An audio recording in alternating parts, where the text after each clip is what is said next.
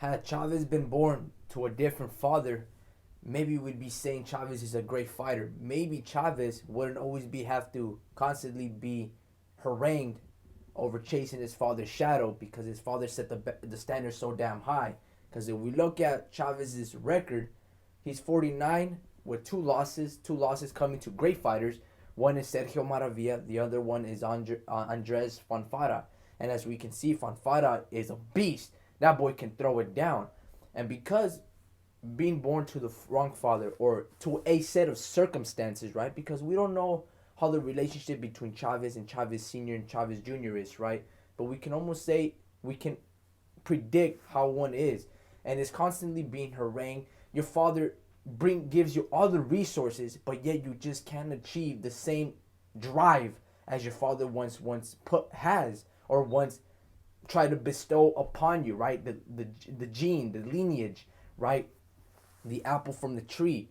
Now it's just tough. Now just imagine just the people that you get surrounded with, right? Everybody constantly telling you the stories. There's this undermining feeling that you possibly can always get amongst folks that maybe you would love to have a conversation with your father one on one, right? But because that machismo, right, some things are just left unsaid and never heard, right, and never spoken about.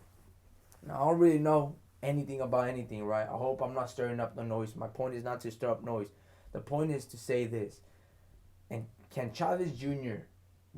be a man of his own, or will he always chase a shadow, right? Because you can never chase a shadow. You can only get in front of it, right? Because the sun comes at you at an angle and the shadow is behind you.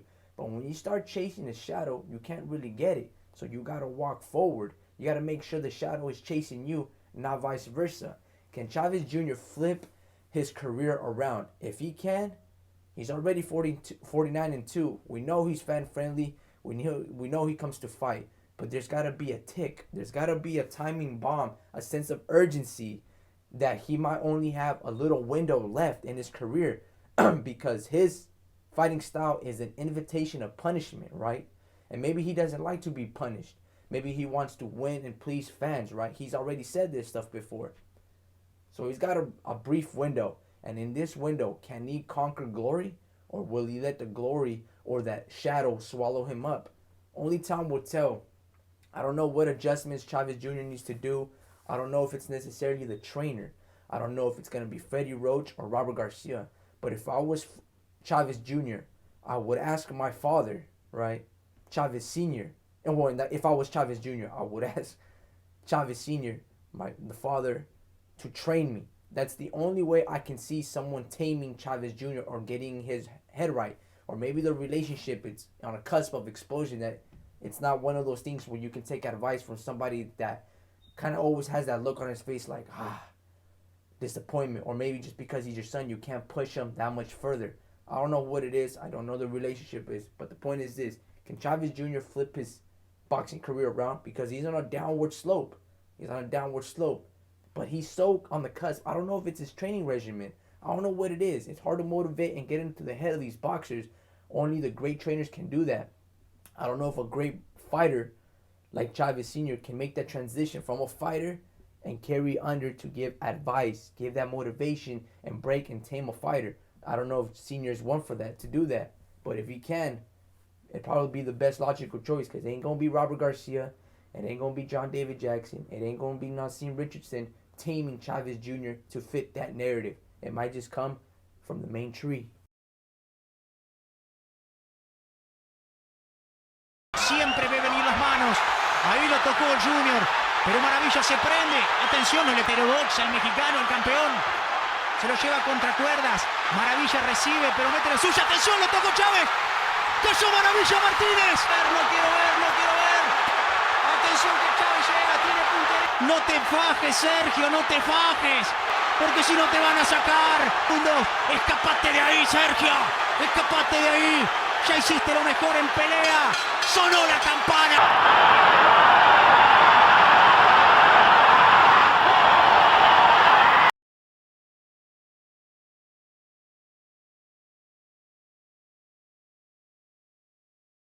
You were meant to be in this position that you're in, right? It's basically your path has been set out for you. You were destined to fail or to be great, right? Free will to basically do whatever it is that you please. If you fail, it's because of you, and if you succeed, it's because of you, right? Situation fits clearly in Chavez Jr., right? Because obviously his father was a legend, a legendary boxer, a legendary Mexican fighter, probably one of the greatest, if not the greatest, in the history of Mexico, right? Chavez Jr. had to always live in that shadow, and especially if he took up boxing under his father and carried that lineage, right? It'd be like the movie Creed, Apollo Creed, and then Michael B. Jordan as his son. He wanted to make his own career out of boxing, right? Because he was born a fighter. It was in his blood.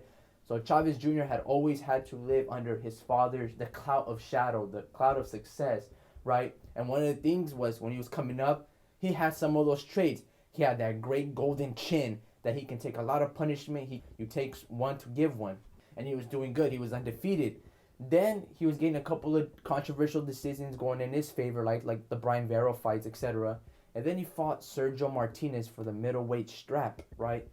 And in that fight was very reminiscent, right? Again, it just shows that apple doesn't fall far from the tree. And he was showing some reminiscent things of Chavez Sr. when he fought Meldrick Taylor. You understand? It was a great fight. If you see on YouTube, the father fighting Taylor, they were fucking crazy, just inside Rock'em Sock'em, great fights. And then in the last round, you can say that the referee messed up, or he got bought or whatever, and he didn't give 5 seconds left to Meldrick Taylor to finish out the round, and then he stopped it, and Chavez Sr. won that fight.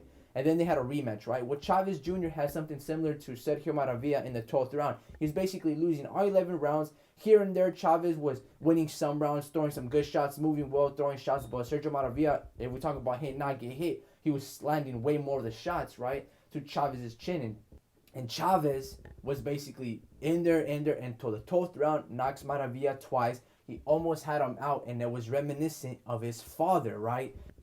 It was a destined for him not to be as great as his father.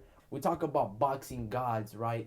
And these fighters that are immortal, and there's always something that doesn't, like a burden of a fighter that doesn't make him excel, whether it's promotional things. Well, Chavez Jr. had always been in the favor side of promotional, right? Sergio Maravilla said, look, I had to earn my position to be a pound-for-pound best. You have been getting gifted decisions because of your father's last name. The world has its ways of working. You understand? There's some things that just are unexplained phenomenon that you just can't explain because it's either serendipitous or it's just something that you can't really hold your grasp on. Like, why do these things happen when there's no unexplained reasoning? Like, it just befuddles you that you don't know these answers, or you will never know these answers to the questions that you seek. You understand?